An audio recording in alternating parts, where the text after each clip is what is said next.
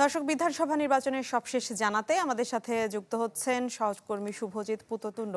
শুভজিৎ, প্রতিবেদনে আমরা শুনছিলাম সাংবিধানিক বেশ কিছু বিষয় রয়েছে, পরিস্থিতিও কিছুটা জটিল হচ্ছে। কি খবর রয়েছে আপনার কাছে, সবশেষ জানাবেন। দেখুন, হিসাব মতো আগামীকাল 7 তারিখ রাত 12টার পরে মুখ্যমন্ত্রী মমতা বন্দ্যোপাধ্যায় তিনি যদি পদত্যাগ নাও করেন, তিনি হয়ে যাবেন সাবেক মুখ্যমন্ত্রী। এবং বিজেপি শপথ নেবে কবে? বিজেপি শপথ নেবে 9 তারিখ, আরো দুদিন বাদ পরে। অর্থাৎ মাঝখানে যে দুদিন থাকছে, এই দুদিন পশ্চিমবঙ্গের প্রশাসনিক প্রধান বলে এই পদে আর কেউ থাকছেন না। সেক্ষেত্রে সাংবিধানিক যে সংকট তৈরি হয়, সেখানে রাষ্ট্রপতি শাসন জারি হওয়ার কথা এবং রাষ্ট্রপতি শাসনে তার অধীনেই গোটা প্রশাসনের কার্যকলাপ চলে যাওয়ার কথা। কিন্তু এইটা একটা দীর্ঘ প্রসেস, খুব তাড়াতাড়ি এটা সম্ভব হয় না এবং বা খুব তাড়াতাড়ি রাষ্ট্রপতি শাসন নিয়ে নিলে তার পক্ষে ছাড়াও সম্ভব হয় না। ফলে এই দুদিন রাজ্যের রাজ্যপাল তিনি রাষ্ট্রপতির অনুমতিক্রমে এই রাজ্যের দায়িত্বে আসবে, এটা বলাই বাহুল্য এবং সেটাই হয়তো হতে চলেছে। এক্ষেত্রে বলা যেতে পারে, যেটা বারবার বলা হচ্ছিল, মুখ্যমন্ত্রী মমতা বন্দ্যোপাধ্যায় একটা সম্মানজনক বিদায়, সেই সম্মানজনক বিদায় হয়তো তিনি পাবেন না। সেক্ষেত্রে তার এই বিদায়টা বেশ কিছুটা অনেকের ক্ষেত্রে প্রশ্নবিদ্ধ হয়ে থাকলো।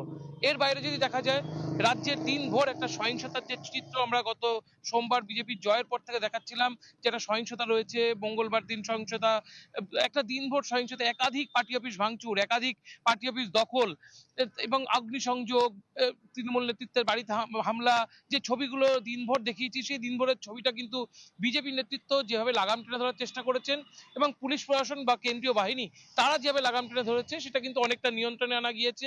যদি এরই মধ্যে 4 জনের বেশি নিহত হয়েছেন, তার মধ্যে 2জন বিজেপি কর্মী, 2জন তৃণমূল কর্মী, 4 জন নিহত হয়েছে। আমরা ভোট পরবর্তী একদম ভোটের সময় যেটা দেখেছিলাম, রক্তপাতহীন নির্বাচন, ভোট পরবর্তী যে সহিংসতা, সেটা কিন্তু সেই ছবি কিন্তু অনেকটাই মিসিং, সেটা দেখা গেল না।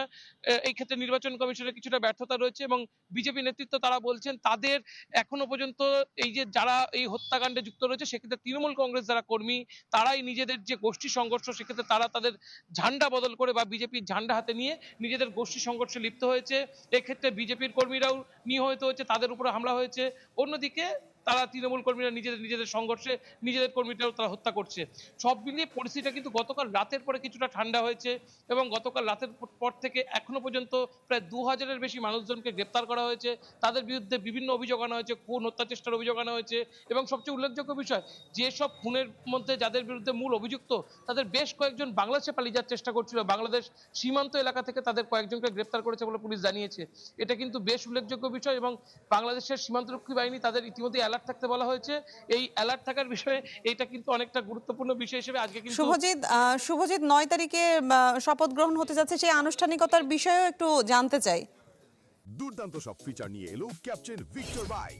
এতে রয়েছে শক্তিশালী রিচার্জেবল ব্যাটারি, ব্লুটুথ এবং exciting music. Captain Victor bike, আনন্দে বাড়ুক শৈশব।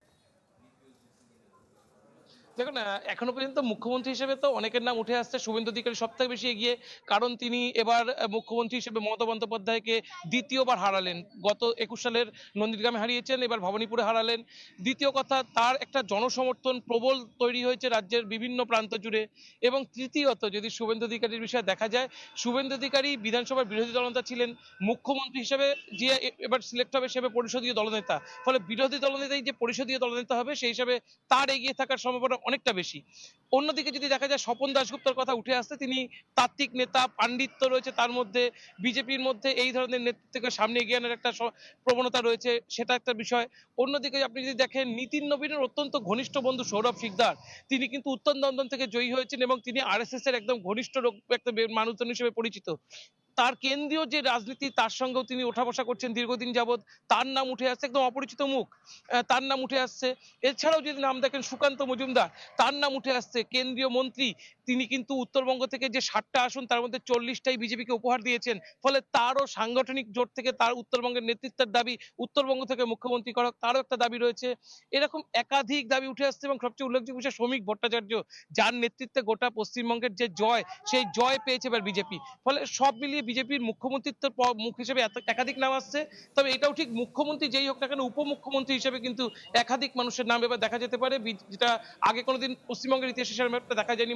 মমতা বন্দ্যোপাধ্যায়ের মন্ত্রিসভায় উপমুখ্যমন্ত্রী ছিল না, তবে বিজেপি উপমুখ্যমন্ত্রী রাখবে, বেশ কয়েকজনকে রাখবে, এটা কিন্তু বিজেপির তরফে নিশ্চিত করা হচ্ছে।